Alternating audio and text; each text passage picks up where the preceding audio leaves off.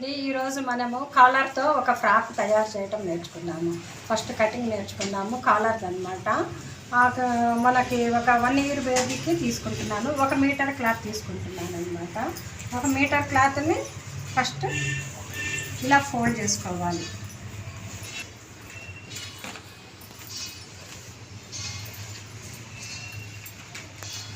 ఇప్పుడు పెట్టుకో ఇదిగా అమ్మ ఇలా ఫోల్డ్ చేసుకోవాలన్నమాట.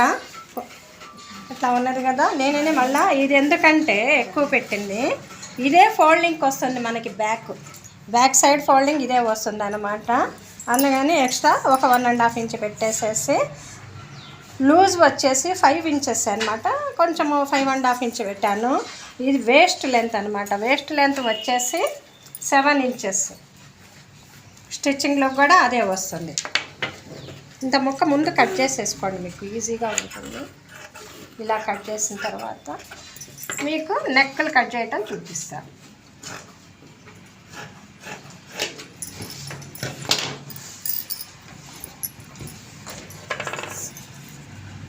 ఇది 7 ఇంచెస్.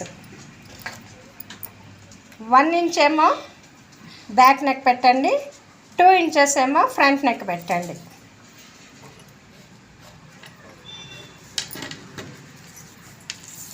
షోల్డర్ వచ్చి 4 ఇంచెస్ అన్నమాట. 4 ఇంచెస్. 2 ఇంచెస్ వచ్చేసి షోల్డర్ నెక్ అన్నమాట.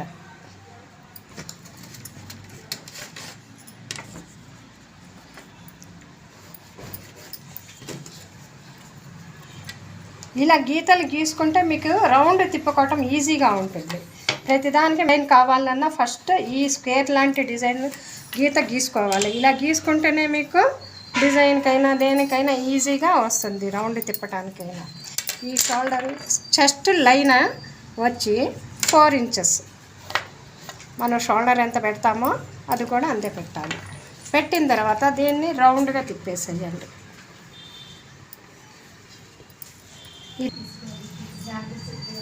ఇలా ఎందుకంటే మార్కర్ మంచి కనిపించడం లేదని స్కెచ్తో గీస్తున్నా, మీకు కనిపించాలని. ఇలాగ రౌండ్గా ఇట్లా గీసేసేయండి. ఇదన్నమాట. అయిన తర్వాత బ్యాక్ పార్ట్ ఫస్ట్ కట్ చేసుకోండి అమ్మ.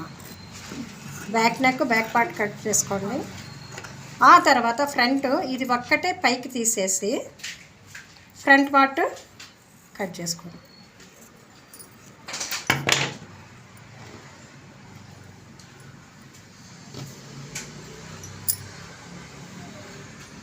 దీనికి కొంచెము స్లోప్ కూడా తీయాలి. ఒక 1/4 ఇంచ్ అంత తీయండి, ఎందుకంటే కాలర్ ఉంది కదా అందుకనమాట. ఈ రౌండ్ వచ్చేసి ఆర్మ్స్ రౌండ్. దీనికి పఫ్ స్లీవ్ పెడతాము. ఈ సైడ్ కూడా కట్ చేసుకోండి, మీకు ఈజీగా ఉంటుంది.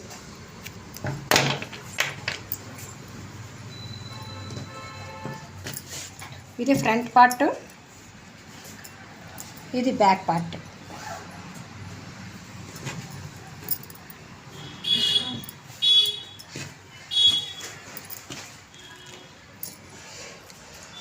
ఇదన్నమాట. ఈ ఎక్స్ట్రా ఉన్నది కింద పట్టీలకి ఇలా కుట్టుకోవాలి. ఇలాగ వస్తుంది. జిప్పు పెట్టాలనుకున్నా కానీ ఇలా జిప్పు పెట్టేసుకోవచ్చు. ఇట్లా పెట్టేసి జిప్పు పెట్టేసుకోవచ్చు అన్నమాట. ఇది బాడీ.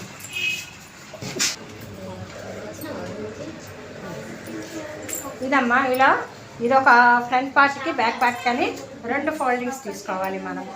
2 ఫోల్డింగ్స్ తీసుకొని మళ్ళీ చూపిస్తా. ఇదమ్మా క్లాత్. ఈ క్లాత్ ఇలా డబల్ ఫోల్డింగ్ చేసుకోవాలన్నమాట. ఎందుకంటే ఫ్రంట్ పార్ట్ ఒకటి బ్యాక్ పార్ట్ ఒకటి రావాలి కదా 2. అందుకని ఇక్కడ నుంచికే 13 ఇంచెస్ పెట్టుకోండి. వీటి కూడా సేమ్ అలాగే 13 ఇంచెస్ అన్నమాట. పెట్టుకొని ఒకేసారి కట్ చేసేసేయండి.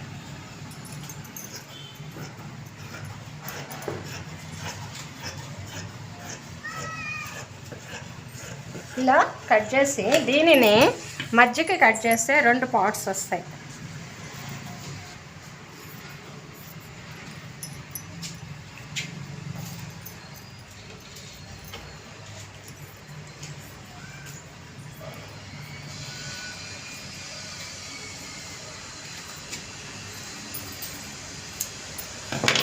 2 పార్ట్స్ వస్తాయి. ఇది ఒక పార్ట్, ఇది ఫ్రంట్కి వేసామంటే ఇది బ్యాక్కి అనమాట. ఫ్రిల్స్ మనకి గేర్ ఎక్కువ ఉంది కాబట్టి ఫ్రిల్స్ మనకి చాలా బాగా వస్తాయి. రావట్లేదా? అయిపోయిందా? చులు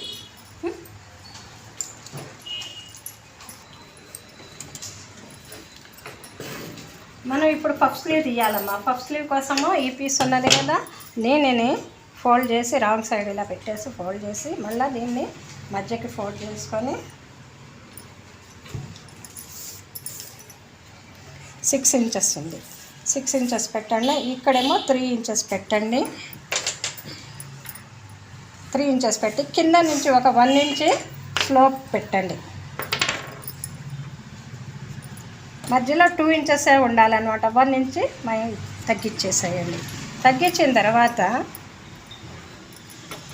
షేప్ ఇక్కడ నుంచి ఇలా స్లోప్గా రానిచ్చేసి కరువు రావాలి. ఈ కిందది కూడా ఇలా షేప్ తీయాలన్నమాట. షేప్ తీస్తే ఇక్కడ పట్టినట్లు ఉంటుంది, ముడత లేకుండా వస్తుంది మనకి స్లీవ్. స్టార్టింగ్లో కరెక్ట్ ఉండాలి. స్లోప్ మటుకు లాస్ట్కి వచ్చేసరికి 1 ఇంచ్ గ్యాప్ స్లోప్ రావాలి.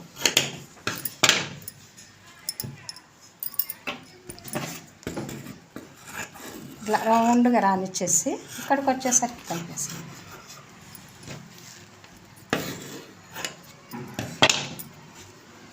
దీన్ని సపరేట్ చేసుకోవాలి. 2 స్లీవ్స్ కదా, రెండింటిని అలా గలప్ చేసుకొని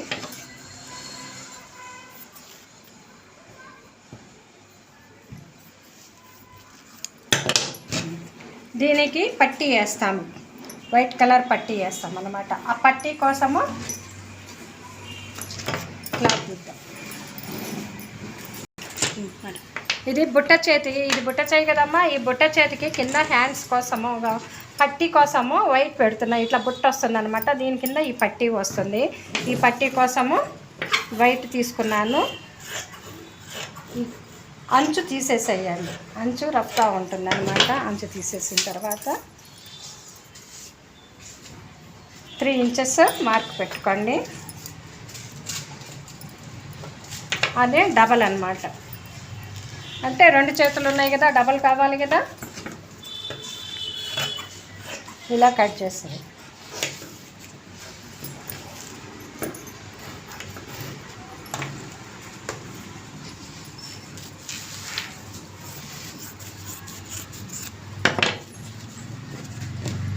చూడండి, ఇలా కుచ్చులు పెట్టేసిన తర్వాత ఇలా కుచ్చులు పెడతాము కదా, ఇది పట్టి కుట్టేస్తాం.